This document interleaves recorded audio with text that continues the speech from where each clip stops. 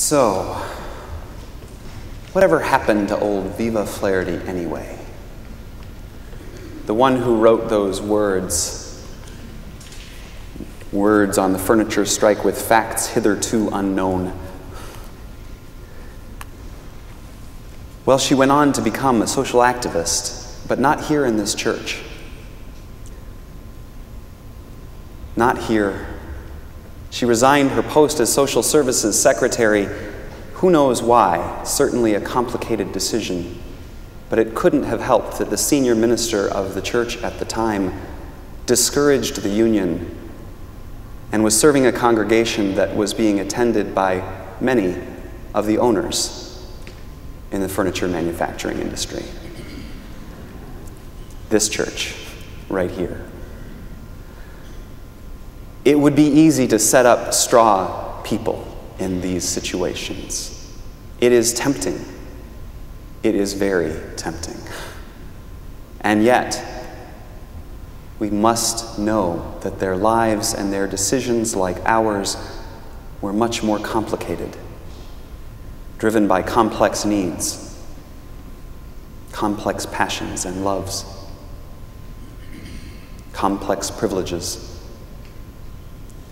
It is worth noting that the third window from this side is the window of service to humanity and contains within it a medallion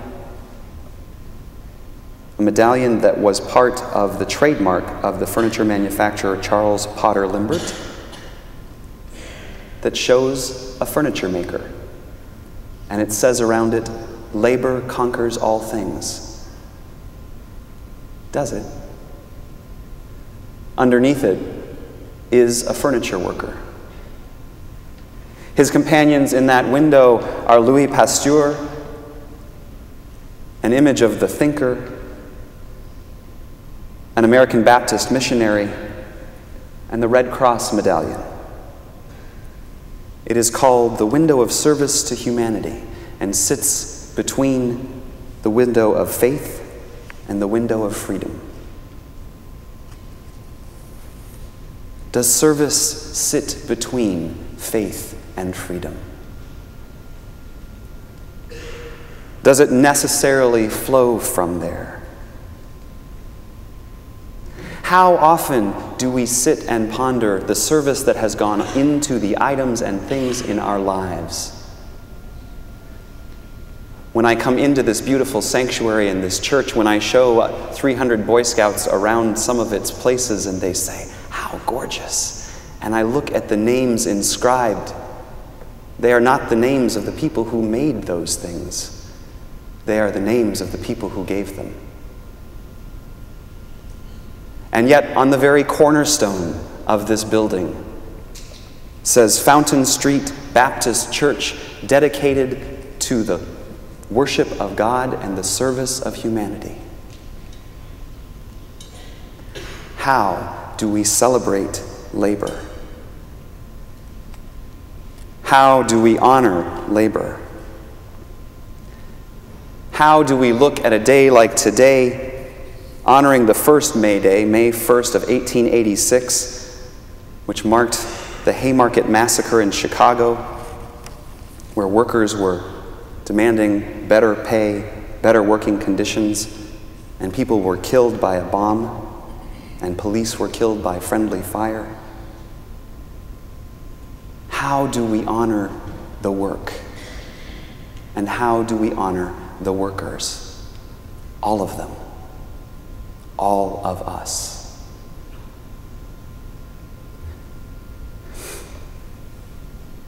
As I said, growing up, I didn't hear much about labor, and I didn't really know anything about unions. My first exposure to them was the movie Norma Ray with Sally Fields, the story of union organizers going into mill workers in the South.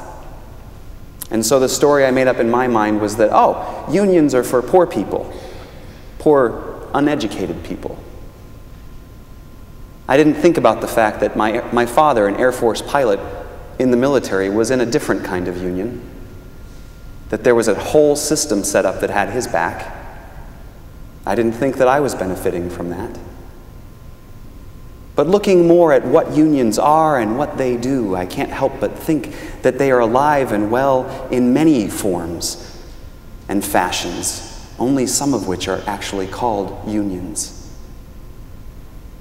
They are the connective communities that bind us together in the work that we do in the world, some of it with our hands, some of it with our minds, some of it with our lives.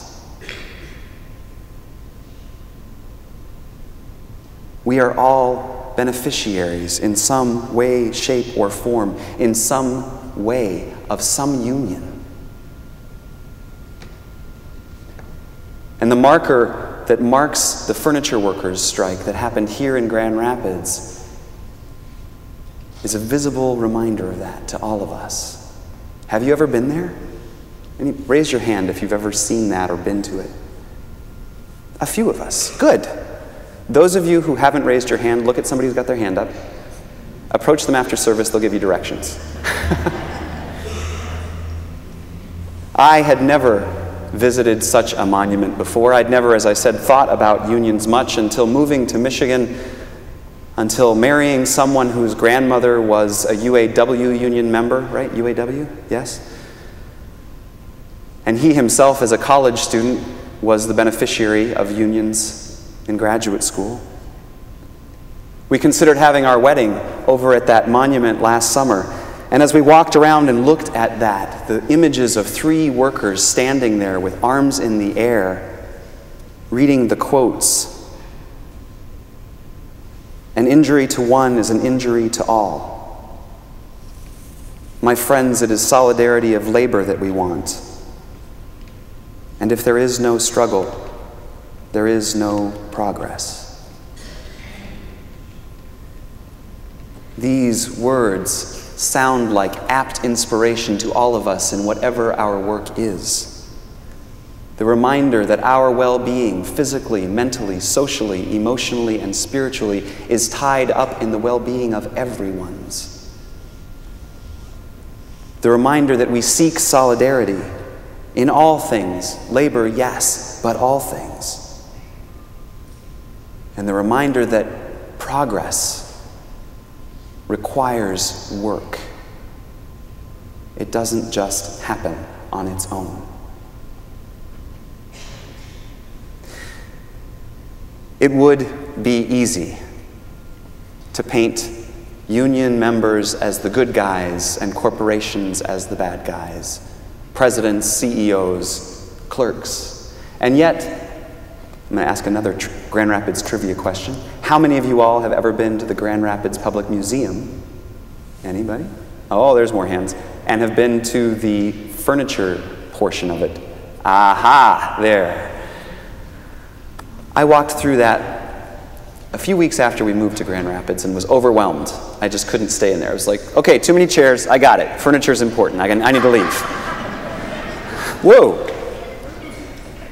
It was only with the invitation to look at a particular aspect that I could actually spend some time there, and I went after talking with Timothy Chester, who's a Fountain Streeter and was part of putting that exhibit together.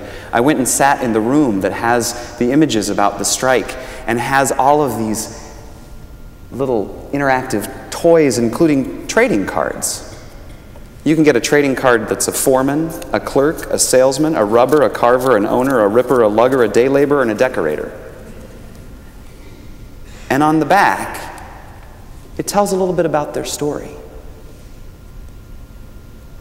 And as I was reminded this morning, and I think it was Mr. Rogers who said it, once you've heard someone's story, it's a lot easier to love them, a lot harder to hate them. And there's a series of videos that asks 6 major players, including Reverend Wishart and Viva Flaherty, questions about what was it that made that strike happen and the imagined responses that they had. The invitation to go deeper into the struggle of what is it that we value about work and about labor. The invitation to go deeper into the forest. Now, at times like this, with election season coming, and my mailbox was full of pamphlets yesterday, I was thinking, oh my goodness, I don't know enough about all these issues. At times like this, when we're being invited to make decisions about what kind of rights we're going to honor for people, the question of what collective bargaining means, about the purpose of unions, about the purpose of work, are valid and important and deep and real and complex.